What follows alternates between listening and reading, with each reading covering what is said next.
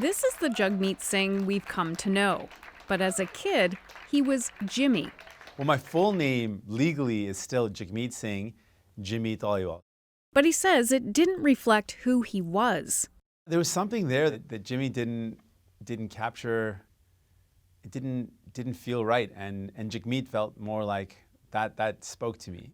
His name changed, his look changed, and that's not all.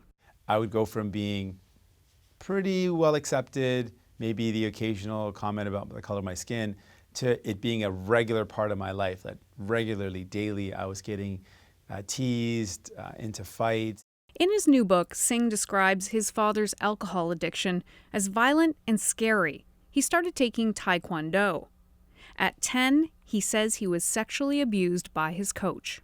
It was an elaborate guise of this special program and special training, and the manipulation behind all of that really messed with me, if I can put it just in a blunt term, because he could see that I was vulnerable.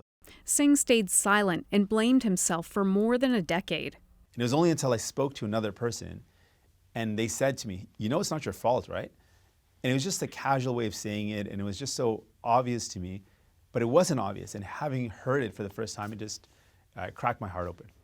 Farah Khan works with abuse survivors. It's really imperative that this opens up the story for young men, and especially young men of color, South Asian men, to feel like they don't have to carry the story alone.